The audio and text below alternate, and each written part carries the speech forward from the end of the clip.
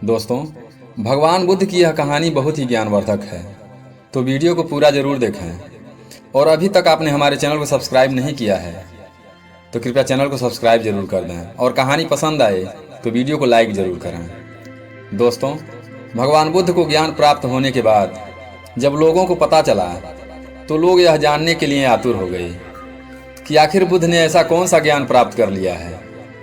दुनिया में तो ऐसे ही ज्ञान का भंडार भरा पड़ा है, लेकिन बुद्ध को अलग से कौन सा ज्ञान प्राप्त हो गया। एक दिन एक व्यक्ति भगवान बुद्ध के पास आया और उसने बुद्ध से कहा, हे बुद्ध, मैं एक ज्ञानी व्यक्ति हूँ। मैं सभी शास्त्रों का गहन अध्ययन किया है। मैंने वेद पुराणों का अध्ययन किया है। मैंने गहन चिंतन मनन किया है। मैंने सुना है कि आपको भी ज्ञान की प्राप्ति हुई है।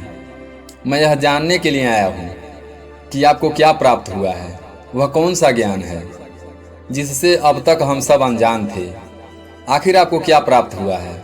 बुद्ध उस व्यक्ति की बात सुनकर मुस्कुराए और बोले, मुझे कुछ भी प्राप्त नहीं हुआ है, बल्कि मेरे पास जो भी था वह भी चला गया। तब व्यक्ति ने कहा, आपके पास क्या था जो चला गया। तब बुद्ध ने कहा, लोभ, मोह, माया, लालच, ईर्ष्या, क्रोध, कामना, इच्छा, वासना, यह सब मुझे छोड़ चुके हैं। वह व्यक्ति बोला, फिर आपने क्या पाया। बुद्ध ने कहा, कुछ भी नहीं। इस पर वह व्यक्ति बोला, लोग तो यह कहते हैं कि आपको ज्ञान की प्राप्ति हुई है, क्या आपने ज्ञान प्राप्त नहीं किया। बुद्ध मुस्कुराए और बोले, मैंने ज्ञान प्राप्त नहीं किया। ज्ञान तो सर्वत्र है। मैंने केवल अपना अज्ञान खो दिया है। अज्ञान खोने के बाद क्या बचता है। व्यक्ति बोला, अज्ञान ना हो तो फिर सिर्फ ज्ञान ही बचता है।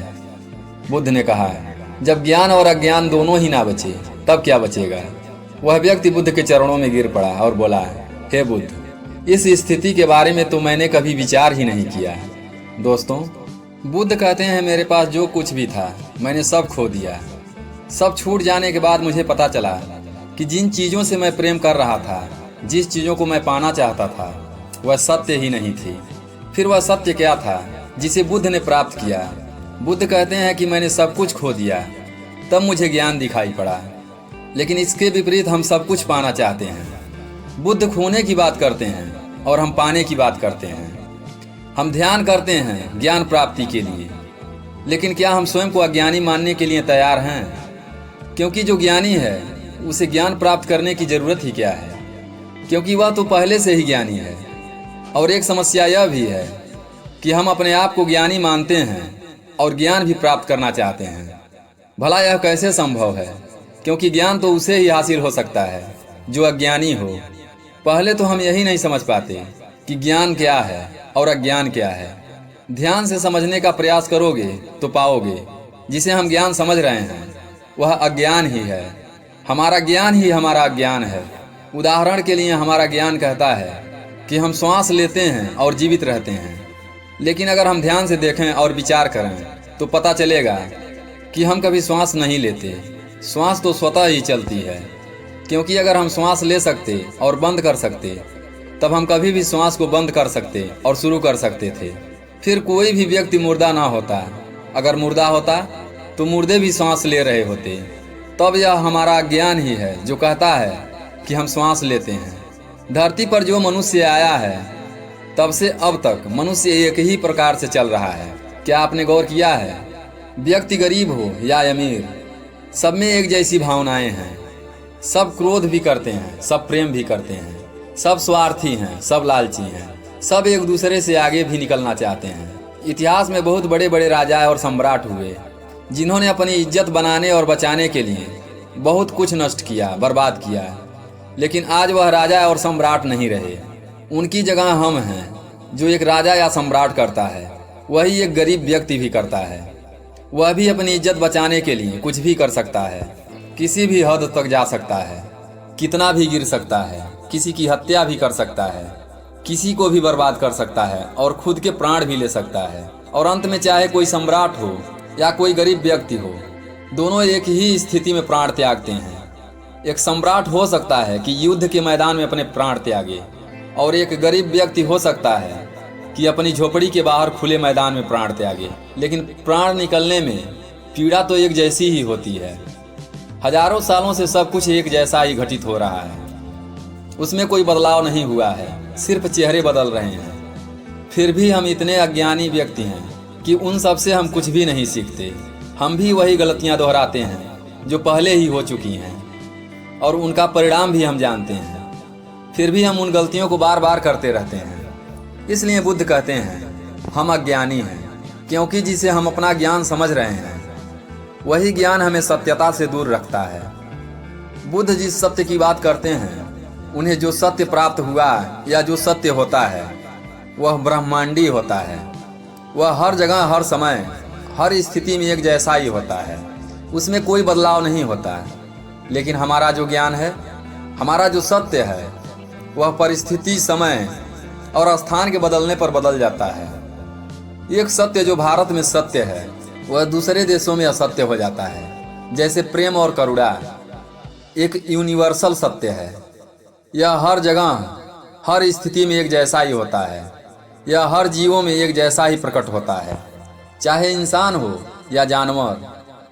जैसे एक माँ अपने बच्चे से प्रेम करती है, वैसा ही एक गाय अपने बछड़े से करती है। प्रेम जाति, धर्म और शारीरिक बनावट से परे है। इसलिए बुद्ध प्रेम और करुणा की बात करते हैं। लेकिन बुद्ध जिस प्रेम और करुणा की बात करते हैं, हम उसे समझ नहीं पाते। प्रेम तो हम भी करते हैं, लेकिन क्या वास्तव में हम प्रेम करते हैं? एक पति कहता है मैं अपनी पत्नी से बहुत प्रेम करता हूँ, लेकिन कुछ समय बाद वही पति अपनी पत्नी की हत्या कर देता है। अब यह कैसे संभव है कि जहाँ प्रेम था अब उसकी जगह क्रोध ने ले ली? क्योंकि यहाँ प्रेम था ही नहीं, सिर्फ शारीरिक आकर्षण था। इसलिए वह समय के साथ बदल गया। हम प्रेम या कोई भी व्यवहार कहाँ से सीखते हैं? यह हम अपने परिवार, आसपास के लोगों और समाज से ही सीखते हैं। हमारी बुद्धि हमारे विचारों से ही निर्मित होती है, लेकिन हमारे आसपास के माहौल से ऐसे विचार हमारे अंदर डाले जा रहे हैं जिससे हमारी बुद्धि और समझ का पतन होता जा रहा है, वह विकृत होती जा रही है। प्रेम एक स्वाभाविक प्रक्रिया है जो स्वयं प्रकृति की देन है, और यह प्रकृति का एक हिस्सा भी है। प्रकृति हमसे प्रेम करती है, वह हमारा सभी प्रकार से ध्यान रखती है, लेकिन इसके बदले वह कभी हमसे कोई मांग नहीं करती, जबकि हम ही प्रकृति को नष्ट करने में लगे रहते हैं। यह वह प्रेम है जो हमारे अंदर भी होता है, लेकिन हम इसे भूल गए हैं। जिस प्रेम को हम जानते हैं और हम प्रेम समझते आ रहे हैं, वह बनावटी है, वह स्वार्थ पर टिका हुआ है। उसे हमने बाहर से, यानी अपने समाज और आसपास के लोगों से सीखा है। समाज में जैसा दिखाया जाता है, हम बिल्कुल वैसा ही करना चाहते हैं, वैसा ही बनना चाहते हैं। हम वैसा ही प्रेम करना चाहते हैं। हम हर चीज़ में समाज की नकल करना चाहते हैं। हम अच्छा दिखना चाहते हैं। लोग हमें देखें तो कहें कि देखो कितना प्रेम है। इनमें वास्तव में जो सत्य है वह बहुत दूर नहीं है, बिल्कुल हमारे नज़दीक ही है। वह हमारे ही अंदर है। हमने अपनी आँखों पर पट्टी बांध रखी है, दिखावे की पट्टी, समाज की नकल करने की पट्टी। इसलिए हम अपने अंदर के सत्य को देखना ही नहीं चाहते, या यह कहो कि हम इतने व्यस्त हैं कि हमें यह सोचने का समय ही नहीं है। हम रोज जो कर रहे हैं उससे हटकर कुछ भी किया जा सकता है। अपनी सामाजिक बुद्धि को छोड़ दें। जो समाज ने सिखाया है उसे कुछ समय के लिए भूल जाएं। औरों को समझें, खुद को जानने का प्रयास करें। आपके सबसे करीब आप खुद ही हैं। आपसे ज़्यादा आपके करीब कोई हो ही नहीं सकता। दूसरे किसी भी व्यक्ति से ज़्यादा आप स्वयं को बेहतर जानते हैं। देखें कि आप क्या जानते हैं। क्या सच में आप अपने बारे में कुछ जानते भी हैं, या बस ऐसे ही जिए चले जा रहे हैं? दोस्तों, यह कहानी कैसी लगी कमेंट में ज़रूर बताएं, और वीडियो को लाइक करके इस वीडियो को अपने दोस्तों के साथ ज़्यादा से ज़्यादा शेयर करें। फिर मिलते हैं एक नई कहानी के साथ अगली वीडियो में। तब तक के लिए अपना ख्याल रखें, हमेशा खुश रहें।